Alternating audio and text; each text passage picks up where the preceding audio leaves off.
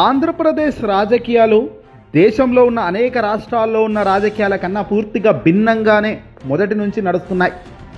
రెండు తెలుగు రాష్ట్రాలు ఎప్పుడైతే విభజన జరిగిందో, విభజన అనంతరం నారా చంద్రబాబు నాయుడు గారు అధికారంలోకి రాగలిగారు. ఆ తర్వాత జగన్ మోహన్ రెడ్డి గారు అధికారంలోకి రాగలిగారు. మళ్ళీ ఆ తర్వాత చంద్రబాబు నాయుడు గారు 2024 ఎన్నికల్లో కూటమిగా ఏర్పడి మళ్ళీ గెలిచారు. చంద్రబాబు గ్రాఫ్ ఎప్పుడు చూసినా కేవలం జత గడితే తప్ప గెలుపు సాధ్యమయ్యే పరిస్థితి ఎక్కడా కూడా కనిపించడం లేదు. ఇదిలా ఉండగా ఎన్డీఏలో కీలక భాగస్వామిగా ఉన్న దేశ ప్రధాని నరేంద్ర మోదీ గారు తాను ఏ రాజకీయ అడుగులు వేసినా చాలా వ్యూహాత్మకంగానే ఉంటుంటాయి. బీజేపీ ఎవరిని ఎప్పుడు గెలుకుతుందో, ఎవరిని ఎప్పుడు టచ్ చేయదో నిజంగా ఊహించే పరిస్థితి ఉండదు. కానీ ఏపీ రాజకీయాల్లో వైఎస్ఆర్సీపీ పార్టీ అధినేత మాజీ ముఖ్యమంత్రిగా ఉన్న జగన్మోహన్ రెడ్డి గారు అంటే దేశ ప్రధాని నరేంద్ర మోదీ గారికి చాలా గుడ్ మార్క్స్లోనే ఉన్నారట. ఎస్, ఆ ఏపీ రాజకీయాల్లో మోదీ జగన్ ఇద్దరి పాత్ర చాలా కీలకమే. ఒకరేమో ప్రతిపక్షంలో పెద్దగా వైఎస్ఆర్సీపీ పార్టీని ఎవాల్యుయేట్ చేసి దేశంలోనే లార్జెస్ట్ పార్టీగా అవతరించిన పార్టీ వైసీపీ పార్టీ. ఇప్పుడు ఆ వైసీపీ పార్టీకి మోదీ గారి అండదండలు లేకపోయినప్పటికీ జగన్మోహన్ రెడ్డి గారిపై వ్యతిరేకత భావన మాత్రం ఎక్కడా లేదు అనేది చాలా సందర్భాల్లో మనకు కనబడుతూనే ఉంది. జగన్మోహన్ రెడ్డి గారిపై పల్లెత్తి మాట కూడా దేశ ప్రధాని మోదీ గారు ఎన్నికల వేళ ఏపీలో ఒక్కటంటే ఒకటి అనలేదు. సర్వసాధారణంగా ఒక పార్టీకి మద్దతుగా నిలబడి ఒక రాష్ట్రానికి వచ్చినప్పుడు ఆయా ముఖ్యమంత్రిపై, ఆయా నిర్ణయాలపై, ఆయా డిసిషన్స్ మేకింగ్పై అనేక విమర్శలు గుప్పిస్తుంటారు. ఇది ఏ రాజకీయ నాయకుడైనా చేసే పనే. దేశ ప్రధాని నరేంద్ర మోదీ గారు పక్క రాష్ట్రమైన తెలంగాణకు వెళ్ళినప్పుడు కేసీఆర్ను వదిలిపెట్టేదే లేదని కేసీఆర్ అంటూ డైరెక్ట్గా వార్ని చేసిన సంగతి మనందరికీ తెలిసిందే కదా. మరి వేరాజ్ ఆంధ్రప్రదేశ్లో మాత్రం పూర్తిగా భిన్నంగానే తాను అడుగులు వేశారు.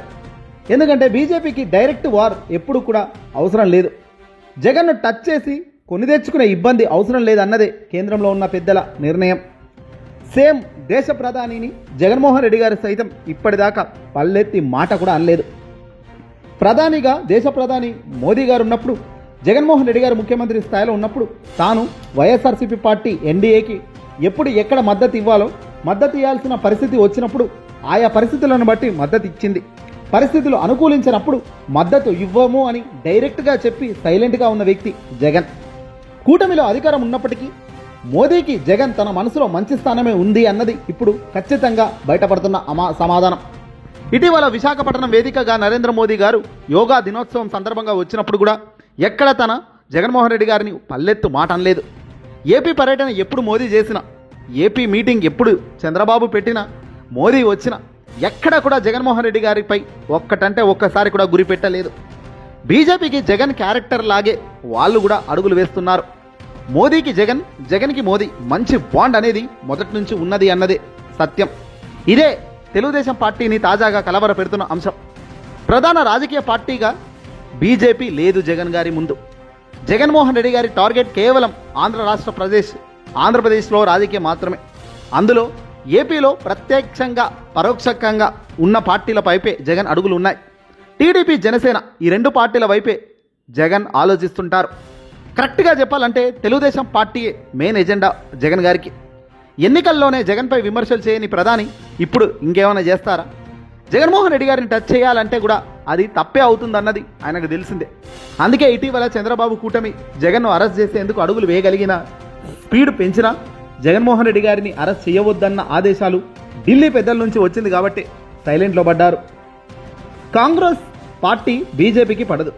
బీజేపీకి ప్యూర్ అపోజిట్ అయిన ఒక పార్టీ ఏదైనా ఉంది అంటే అది కాంగ్రెసే. కాంగ్రెస్, బీజేపీ, ఎన్డీఏ వీళ్ళకే కదా పోటీ ఉంటుంది.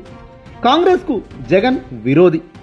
కాంగ్రెస్ పార్టీ వల్లే జైలుకి వెళ్ళాను అన్న బలమైన దానివల్ల కాంగ్రెస్ పార్టీని జగన్మోహన్ రెడ్డి గారి దగ్గర కూడా చేర్చరు. జగన్ బలంగా ఉంటే కాంగ్రెస్ బలహీనంగా ఆంధ్రప్రదేశ్లో ఉంటుందన్నది మోదీ పాయింట్. జగన్ బలం తగ్గించి కాంగ్రెస్ బలం పెంచడం కరెక్ట్ కాదు.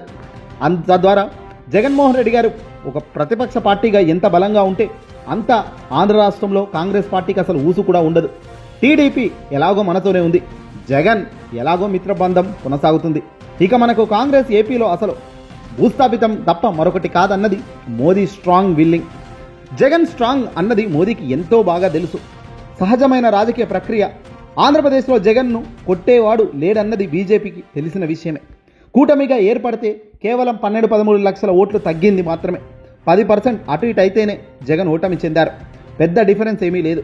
ఒక్కసారి ఆ 10% కనుక జగన్మోహన్ రెడ్డి గారు మళ్ళీ పెంచుకోగలిగితే జగన్కు ఈ ముగ్గురు కాదు ఇంకో 30 పార్టీలు కలిసిన జుట్టు కూడా పీకరు. జగన్ కూడా అంతే. జగన్ సమీప శత్రువు కేవలం టీడీపీ మాత్రమే. ఇంకాస్త ముందుకెళ్తే కొద్దో గొప్ప జనసేన. ఈ టీడీపీ జనసేన ఈ రెండు పార్టీల మీదే జగన్ ఫోకస్ ఉంటుంది. బీజేపీ ప్రథమ శత్రువే కాదు జగన్కు. ఆయా పార్టీ లేదు, ఆ పార్టీకి స్ట్రెంతే లేదు ఏపీలో. మరి ఎందుకని కక్ష పెంచుకోవాలి? ఎందుకు వాళ్ళతో వీళ్ళతో గొడవలు పెట్టుకోవాలి? ఎందుకంటే కేంద్రంలో ఉన్న ఎన్డీఏ సహకారం ఖచ్చితంగా అవసరం. వాళ్ళ సహకారం లేనిది రాష్ట్ర ప్రభుత్వాలు ఇక్కడ ముఖ్యమంత్రి స్థాయిలో ఉన్నప్పటికీ కొన్ని అవరోధాలు ఎదుర్కోక తప్పని పరిస్థితి వస్తుంది. కాబట్టి జగన్మోహన్ రెడ్డి గారు బీజేపీని టార్గెట్ చేయకుండా వాళ్ళకు మద్దతు ఇస్తూనే ఆంధ్రప్రదేశ్కు కావాల్సిన అన్నీ కూడా సాధించడంలో విజయం సాధించారు. చంద్రబాబు నాయుడు గారు జతకట్టి సాధించలేనివి సైతం జగన్మోహన్ రెడ్డి గారు వాళ్ళతో కలవకపోయినప్పటికీ, కూటమిగా ఏర్పడకపోయినప్పటికీ సాధించాల్సిన విషయంలో మాత్రం వెనకడుగు వేయకుండా సాధించడంలో సక్సెస్ అయ్యారు. ఇది అసలు సిసలైన దమ్మున్న వ్యక్తి ధైర్యం అంటే. జగన్ టార్గెట్ బీజేపీ కాదు, రాజకీయ ప్రత్యర్థి కానప్పుడు వాళ్ళను అనడం ఎందుకు అని. మీరు కేంద్రంతో జతకట్టిన కూటమి ఏం చేశారన్నదే పాయింట్. లేనిపోని మాటలు అనడం కరెక్ట్ కాదు అన్నది జగన్ ఆలోచన. బీజేపీతో డైరెక్ట్ పాయింట్ లేకుండా అనేకం సాధించడంలో జగన్ సక్సెస్ అయ్యారు కదా. రాష్ట్ర ఆర్థిక పరిస్థితి బీజేపీ నుంచి చాలా కూడా సాధించగలిగారు. మెడికల్ కాలేజ్ పర్మిషన్లో జగన్ అనుసరించిన తీరు నిదర్శనం. ఇక్కడ 30 లక్షల ఇళ్ల పట్టాల్లోకి సైతం కేంద్రం వెనకడుగు వేసేలా చేయలేదు. ఖచ్చితంగా జగన్మోహన్ రెడ్డి గారికి గ్రీన్ సిగ్నల్ ఇక్కడ కూడా ఇచ్చింది. పోలవరంకు 12 లక్షల కోట్ల రూపాయలు డబ్బులు తెప్పించుకోవడానికి ఎంత కష్టపడాలో అంత కష్టపడి సాధించడంలో జగన్ సక్సెస్ సాధించారు. ఇది చంద్రబాబు వల్ల కూడా కాదు. 10,000 కోట్లు ఆర్థిక లోటును సాధించడంలో జగన్మోహన్ రెడ్డి గారు సక్సెస్ సాధించారు. విభజన జరిగి 10 ఏళ్ళు 15 ఏళ్ళు అవుతున్నప్పటికీ ఇంకా విభజన సమస్యలు అలాగే ఉన్నాయి. విభజన జరిగిన తర్వాత అన్యాయం ఏపీకి జరిగిందని, విభజన చట్టంలో ఉన్న అనేక అంశాలు ఇంకా పెండింగ్లో ఉన్నాయని అనేక సందర్భాల్లో జగన్మోహన్ రెడ్డి గారు ప్రధాని దృష్టికి తీసుకొచ్చారు. కానీ అనూహ్య పరిణామాల నేపథ్యంలో మోదీ గారు అక్కడ గెలిచారు. ఇక్కడ ఏపీలో, ఆంధ్రప్రదేశ్లో వైఎస్ఆర్సీపీ పార్టీ ఓటమి చెందింది. పార్టీ పరంగా ఓడిపోతుంటారు, గెలుస్తుంటారే కాబోలు. కానీ వ్యక్తిత్వం అన్నది పర్మనెంట్. వ్యక్తిత్వం కోల్పోయినప్పుడు క్యారెక్టర్ ప్రజల్లో లాస్ అయినా, పార్టీలో లాస్ అయినా, రాజకీయ నాయకుల్లో లాస్ అయినా అది నిలబెట్టుకోవడం కష్టం.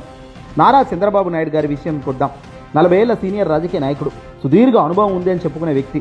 తాను తన కుమారుడు నారా లోకేష్ను ఇప్పుడిప్పుడు రాజకీయాల్లో సీరియస్గా తాను కూడా ఒక మంచి పొజిషన్కు పోతాడు అన్న నమ్మకం కల్పించడంలో సక్సెస్ అయితే అయ్యారు. కానీ వాళ్ళు తీసుకునే నిర్ణయాలు, అవినీతి, వాళ్ళ వ్యక్తిత్వం ప్రశ్నిస్తుంది. ఇక్కడ వ్యక్తిత్వం సరిగ్గా లేనప్పుడు పరిణామాలు మారుతూ ఉంటాయి. ఆ పరిణామాల వల్లే ప్రజలు సైతం వాళ్ళ డిసిషన్స్ మార్చేస్తుంటారు.